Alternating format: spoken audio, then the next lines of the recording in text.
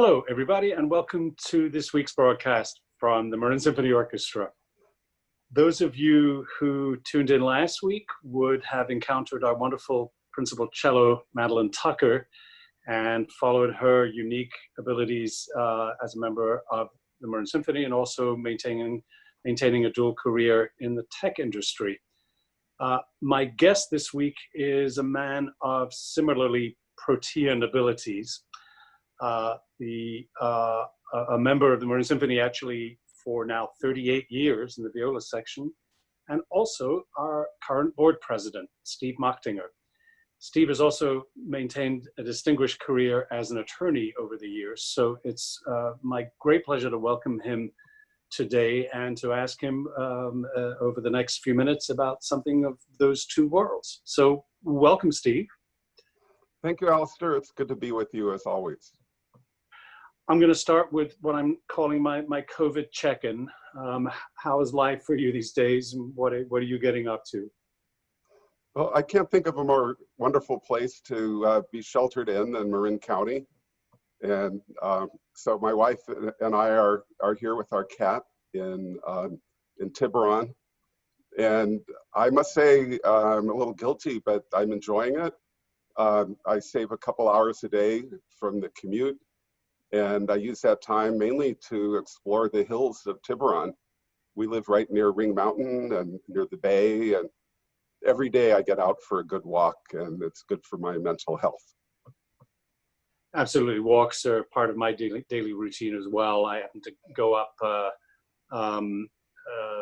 the hills into Pacific Heights from my place here in the marina, and that's a good burst of energy to get things flowing, but also beautiful actually, but maybe not quite as stunning to look back on as the hills in Tiburon. But you know. So listen, I wanted to talk about this extraordinary life that you've led, your story so far, and these sort of dual identities that you had over the years. So I thought maybe we'd just start with your childhood and your first encounters with music. And you grew up in LA, correct? I did.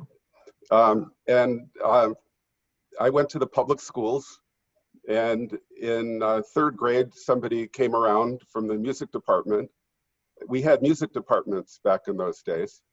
And they wanted to know if we would like to play either the trumpet or the violin or the flute.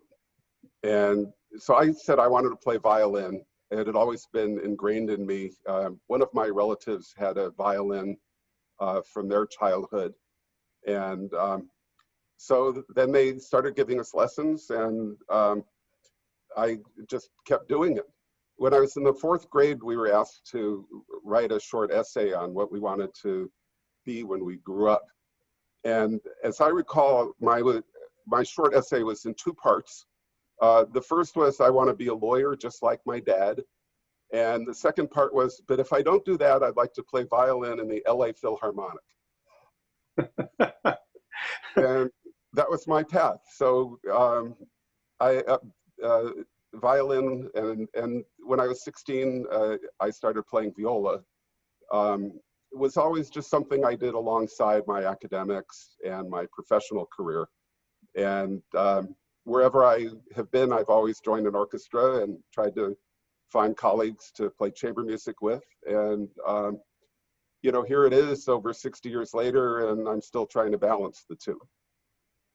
Now, you mentioned switching from violin to viola. I think it's probably true that, I don't know, something like at least 90% of violists start out as violinists. Was there any particular impetus that led you to make the switch? Was it just puberty and getting to be at your current height of, what is it, must be 6'2" or so, 6'3"? It's about that, or it was at the time. So at my high school, I went to Los Angeles High, which is the oldest public school in Los Angeles. And there was always a string quartet that would play at faculty functions. And I played violin in the quartet. And then one fall, we came back from our summer vacation, and there were 3 violinists and 1 cellist. And so someone had access to a wonderful viola that belonged to the public school district. And they handed me the viola and they said, okay, just pretend it's a violin, pretend it's treble clef, and read down a third. And the trick was whether it was going to be a major third or a minor third. They didn't tell you that, but I found that it was easier to play. I loved the tone of it, being inside the ensemble, and there was less competition on viola. All of a sudden, people started paying me to play viola gigs, and that was a real reinforcement. And then I was lucky enough to meet a wonderful pedagogue named Manuel Kopinski, who had a chamber music program at, it was either Marymount or Mount St. Mary's in LA, I can't remember, but he put me into a chamber group on viola, first a chamber orchestra, and then a group, and he coached us in the Brahms B-flat sextet and the Schubert C major string quintet. And that really was amazing. All of the players were far more advanced than I was, and I did everything I could to catch up, and we performed it. And from then on, I was sold on chamber music and the viola, and I haven't stopped since. Isn't it true that when Mozart had the option to play chamber music, he chose viola or violin? I read that somewhere. Yeah, viola was his favorite instrument.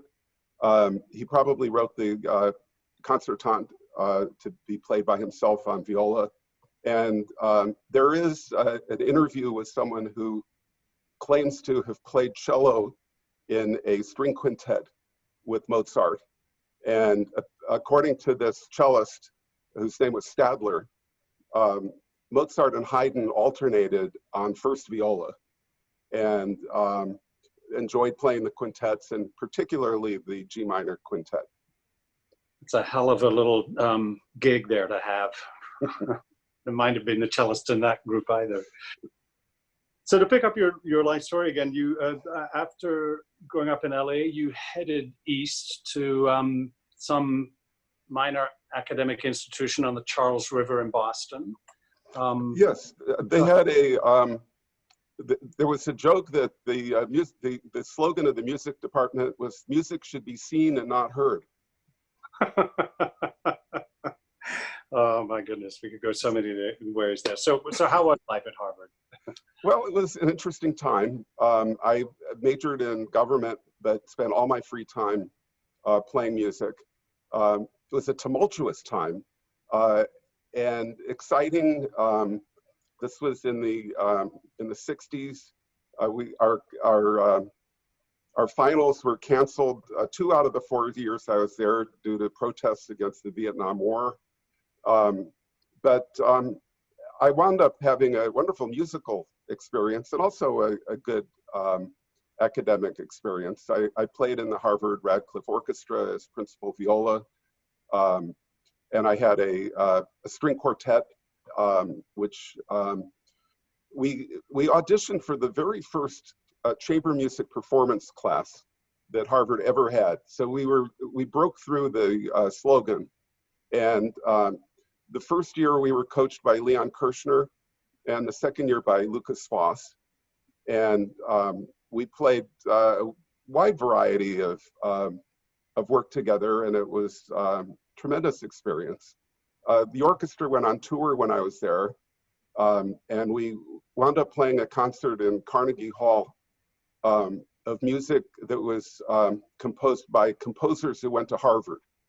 And my roommate on the tour was our clarinet soloist, who played the piston clarinet concerto, a colleague of mine named John Adams. And I've heard his name. What's happened? Yeah, John was a very fine clarinet player, and also conducted the chamber orchestra at Harvard. And I played in his group, and we conducted a premiere of a chamber work by John Harbison that I played in, and it was a very rich musical experience. When I went back to Harvard many years later, there was a soundtrack in my head as I walked by one building and then another building. Oh, I performed Mozart there. I performed the Brahms F minor piano quintet in this building. I played the Kegelstadt trio over here, and made lifelong friends, and advanced my my love of music, and vowed that I would keep doing it. But right before my senior year, I decided to go to Aspen for one last opportunity to improve my viola playing. And I spent the summer studying with Lillian Fuchs, who is the pedagogue at Juilliard in Manhattan. And for the first time, I was challenged as to whether I really wanted to go to law school or do what she wanted me to do, which was to come to Manhattan School of Music and study with her. But I had had it in my head for so long that I wanted a legal career, and the idea of becoming trying to make a living as a pretty good viola player compared to being a pretty good lawyer really seemed like an easy choice. And I later read a column by Robert Commande, the longtime Chronicle music critic, and his advice was, you should only be a professional musician if you have no choice. And so I had a choice, and I don't regret it. And that choice brought you back to the West Coast at some point, did it not? I did. I came back to law school at the University of California, Davis, which is a relatively new law school at the time. I promptly joined the Sacramento Symphony and commuted into Sacramento and played under Harry Newstone, who was a wonderful English conductor. I specifically remember a guest conductor, Arthur Winograd, who is a cellist, who is the original cellist of the Juilliard Quartet. And this was a union gig, and we were playing the Mozart Jupiter Symphony. And it was just a stunning performance. In our dress rehearsal, he decided we would run through it for the first time. And right when we got to the last page, where the five-fold fugue begins, he put down his baton and said, "Well, it's 10 o'clock, see you tomorrow." And I was so frustrated and so glad that I had not decided to become a professional musician, that that such violence could be done to Mozart. Anyway, that was one of my most memorable experiences during law school. I've forgotten everything I learned from my law professors. I find that hard to believe, because you've gone on to have a distinguished legal career, as well as continuing that love of music for the last 38 years in the Marin Symphony. So how's it been juggling those two lives? Always finding the time to practice, keeping your arms and your fingers in, but nonetheless having a pretty intense life in law. How have you managed to do that over the decades? Well, I had a crisis after a few years. I joined the SEC, the Securities and Exchange Commission, as an enforcement lawyer, and became head of the enforcement branch. And our job was to investigate securities violations. And meanwhile, I had joined the San Jose Symphony and also the Marin Symphony. And one weekend we had double rehearsals, and I found myself as part of the Freeway Philharmonic, commuting all weekend. And then I had a trial on Monday morning in federal court. The trial did not go well, and the defendant got off. And shortly after that, I had an opportunity to go in-house. And I went in-house to a regional brokerage firm. And I found that as an in-house lawyer, if I had a trial, I could hand it off to a outside counsel. If I had a deal that had to close, I had resources. And I could have my pick of the litter in terms of all the best securities lawyers that I could work with. and my days were relatively constant. And with the exception of a couple of trials that I attended, I've been able to manage to participate in all of the concerts without having to skip anything. I practice opportunistically. If I have a gig coming up, I'll practice. I find that under your leadership, Alasdair, I'm challenged to practice more than under your predecessors. As the orchestra has gotten more and more professional and you challenge us to greater and greater heights, I just as a matter of pride will practice my part for weeks to make sure I don't embarrass myself or you or Jenny Douglas, my boss in the viola section. And then if I have a chamber music concert, I find that I need to practice every day for several weeks, scales and just to be on top of it, because that's the more soloistic enterprise. Now, I mentioned a little earlier that you've served on the board for many, many years, and you have been for the last few years the board president. And that's a pretty extraordinary position to be in, to have a member of the orchestra also be the board president. Do you find that one informs the other? Are there any potential areas of conflict that you've had to negotiate in that? I'm just really honored and thrilled to be board president. I think I'm the first orchestra member to be board president, but the Marin Symphony has a unique DNA compared to other orchestras I've played in. It was founded by musicians as a way for musicians to present music to the community. And I joined as a community player, even though I had played as a union member in other orchestras. So I don't have a conflict when it comes to union discussions.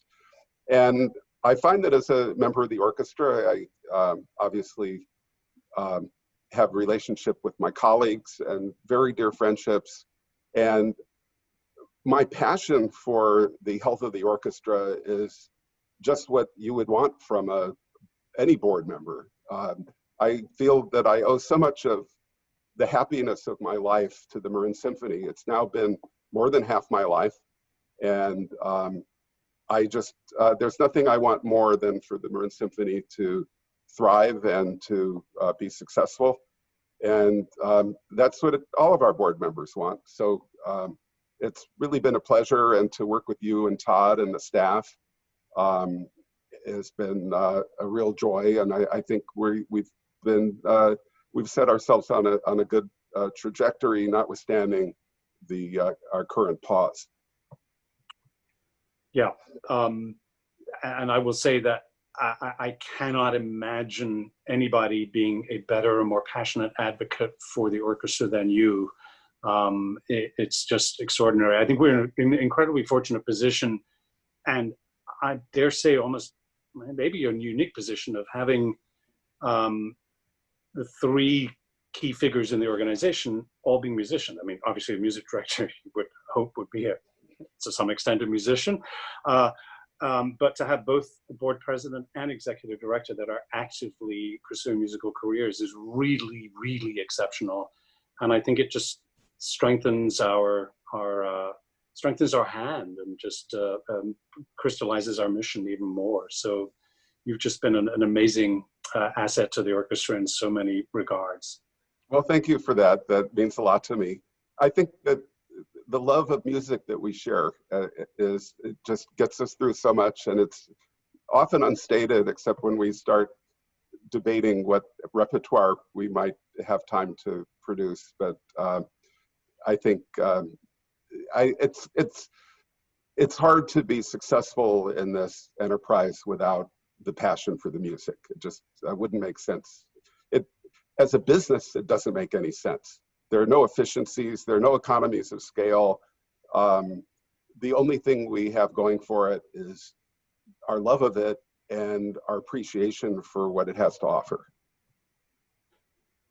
Beautifully said indeed. Well, we are facing this future all together, but as a family, and you are our pater familias. And I am so grateful for everything that you brought the institution now for 38, coming on 40 years. My goodness. Well, when you turn 40, I think we're going to have to throw a special block party in your honor. I'll remind you. Would you? Thank you. Yeah, sure. And in the meantime, thank you so much for this lovely chance to get to know you a bit better and to hear part of your fascinating life story, the journey so far, and many more years of happiness, success, and success in all of that. Thank you again. Alasdair. Thank you.